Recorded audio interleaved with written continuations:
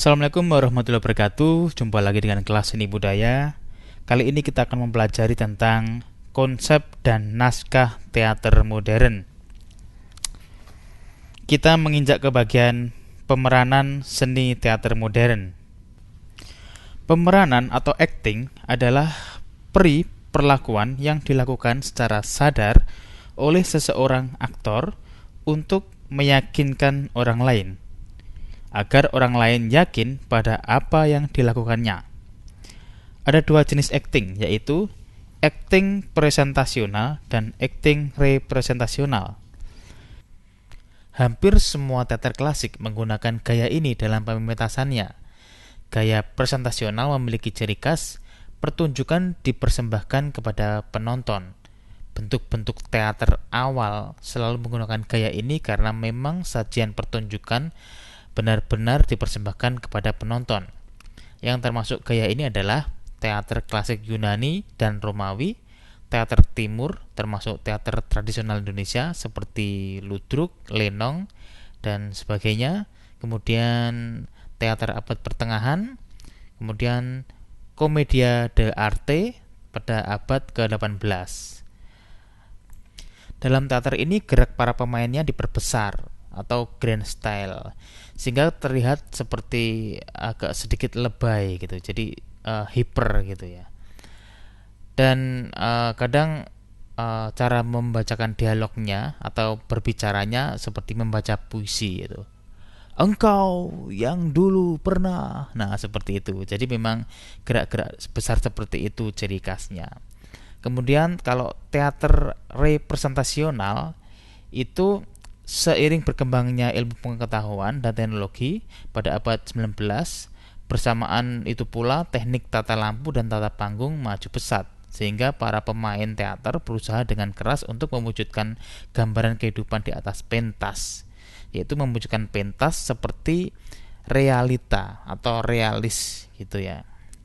Jadi gaya ini berusaha menampilkan kehidupan secara nyata di atas pentas, sehingga apa yang disaksikan oleh penonton seolah-olah bukanlah sebuah pentas teater, tapi cerita kehidupan yang sesungguhnya. Sehingga teater ini seolah-olah benar-benar nyata, seolah-olah itu ada tembok keempat, artinya mereka tidak merasa ditonton atau seolah-olah penonton itu tidak ada.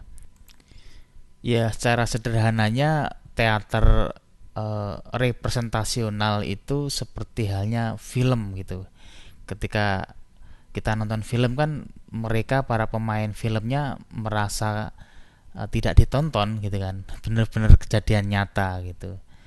Sedangkan presentasional itu memang secara sadar mereka merasa ditonton, sehingga terkadang ada interaksi antar penonton dan pemain aktor tersebut. Misalkan kalau di lenong kan hey penonton, hey gitu. Jadi benar-benar ada dianggap penonton itu benar-benar ada. Semoga bisa cukup jelas dalam membedakan presentasional dan representasional. Kita lanjut ke bagian berikutnya. Seorang aktor harus menggunakan alat-alat tubuhnya agar mampu berekspresi dengan baik. Oleh karena itu, aktor harus menjalani latihan-latihan dasar yang merupakan tahapan perdana sebelum latihan-latihan dengan naskah, yang mengurai peran dengan berbagai sifat, tabiat karakter, perangai, dan perilakunya. Latihan-latihan tersebut salah satunya untuk menguasai teknik pemeranan. Teknik merupakan cara, metode, dan strategi dalam melakukan sesuatu kegiatan dengan tepat dan baik.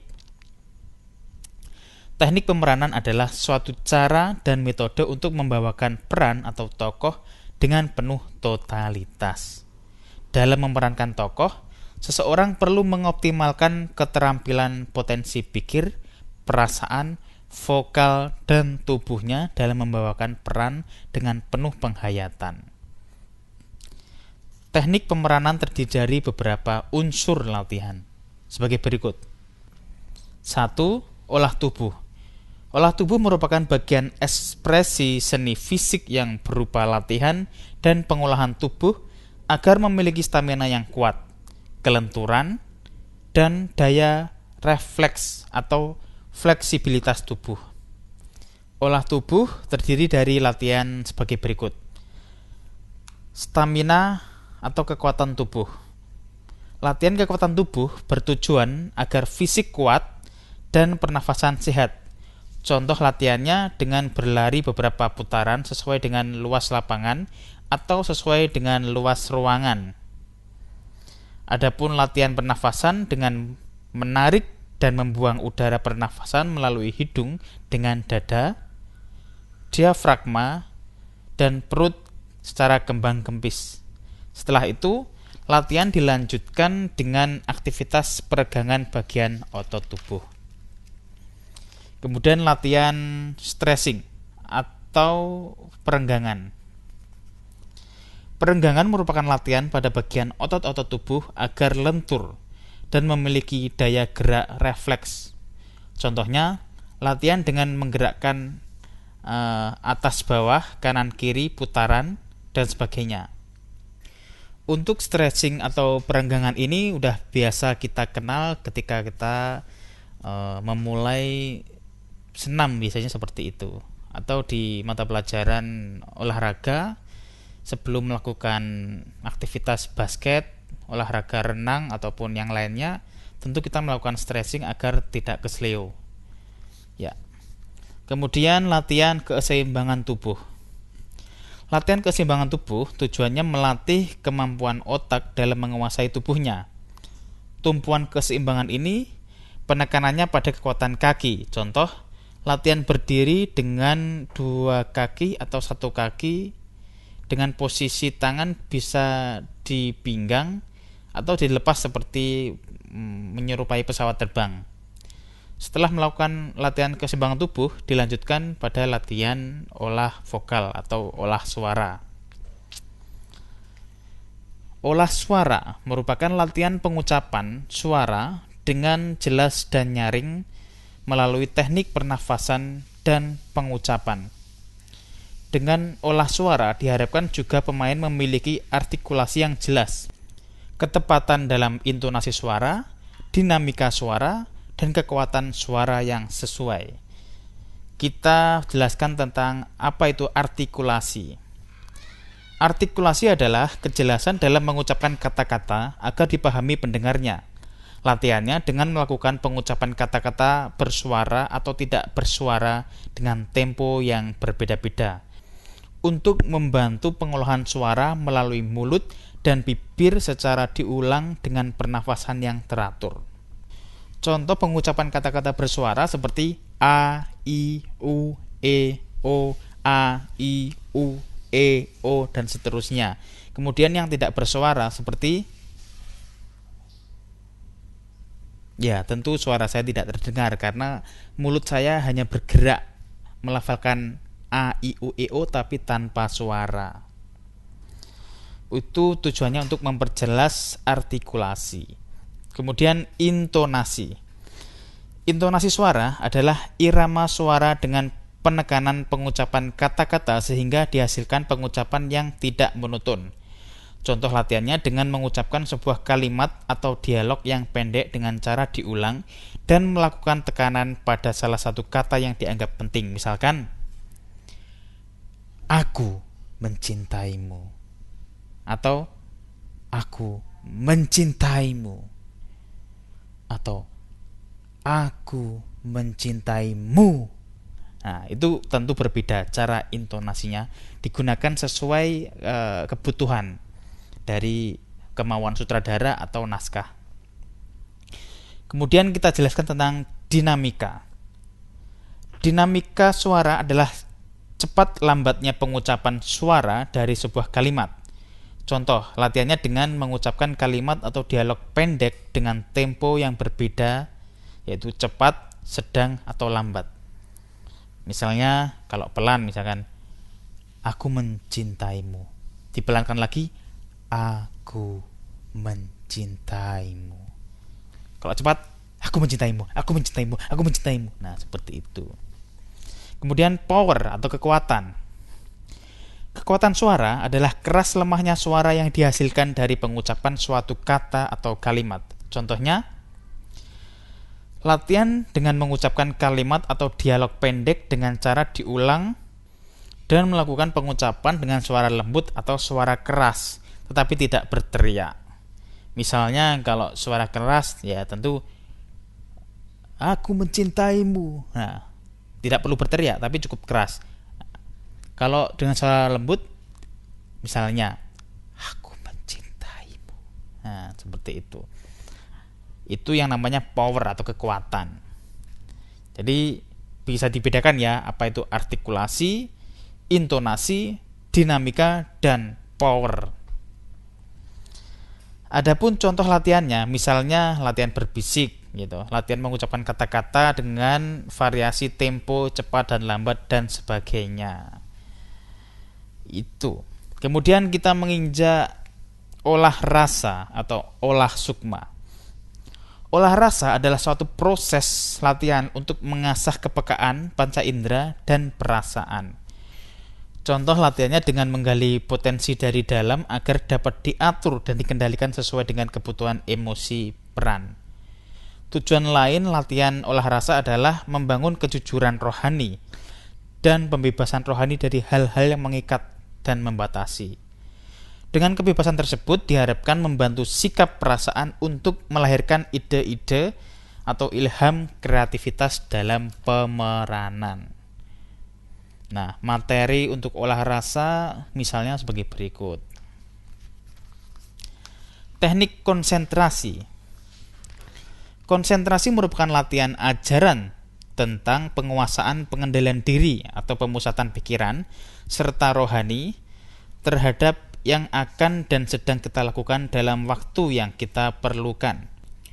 Unsur-unsur penting fenomena psikologis dalam sentuhan konsentrasi antara lain pembebasan dari pengendalian diri, kejujuran, dan kepasrahan hati, kepekaan rasa, kesiapan dan kekuatan mental, serta pemusatan pikiran dan perhatian. Latihan konsentrasi antara lain sebagai berikut. 1. Latihan mengosongkan pikiran. Kemudian 2. Pemusatan pikiran pada satu objek. Misalnya di depan kita ada lilin yang menyala, atau mungkin bunga, atau mungkin ada kursi, atau warna, atau bunyi, atau suara apapun, kita konsentrasi pada satu objek tersebut. Entah itu suara atau satu titik tertentu. Ketiga, pemusatan pikiran pada peristiwa tertentu secara khayal. Misalkan kita pernah mengalami suatu kejadian, nah kita berfokus pada kejadian itu. Misalnya kita fokus untuk mengingat kejadian ketika kucing kita mati. Nah, kita mengingat terus kenangan itu sampai kita mungkin bisa sampai menangis. Nah, itu berarti kita sudah fokus, berhasil untuk pemusatan pikiran pada peristiwa tertentu. Atau peristiwa-peristiwa lain yang lucu, misalkan sampai kita tertawa, sampai kita bisa benar-benar tertawa terpingkal-pingkal, berarti kita sudah fokus bisa mengangkat memori tersebut ke dalam pikiran kita, pemusatan pikiran kita. Kemudian teknik penginderaan, yaitu kemampuan peralatan tubuh dalam merespon atau bereaksi terhadap berbagai hal, terutama yang berhubungan dengan panca indera, yaitu penglihatan, yaitu mata, penciuman, yaitu hidung, pendengaran, yaitu telinga, rasa pengecapan, yaitu lidah, dan sentuhan perabaan, yaitu tubuh kita. Misalkan tangan, jari jemari ini, terus kemudian kaki dan sebagainya. Seluruh kemampuan panca indera dalam hubungan olah rasa senantiasa ditujukan untuk membangun kepekaan rasa yang nantinya hadir sebagai rangsangan emosi dalam teknik pemeranan.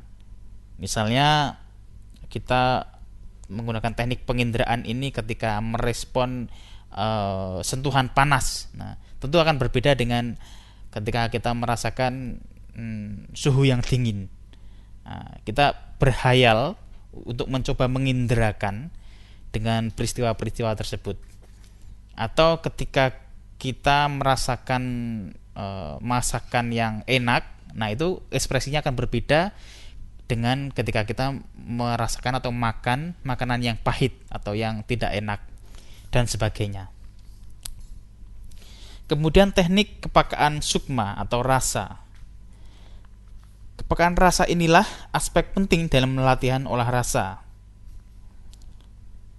Sukma adalah kekuatan dalam diri aktor yang kemudian ditampilkan kepada penonton melalui media-media mimik, gestur, emosi, secara suara atau dialog, serta laku dramatik dan karakter atau perwatakan. Dorongan perasaan tersebut diantaranya melalui latihan kepekaan emosi seperti rasa sedih, rasa takut, rasa marah, rasa gembira, dan rasa benci. Nah, artinya dengan adanya teknik kepekaan ini kita bisa lebih memberikan sebuah isi atau makna yang lebih mendalam.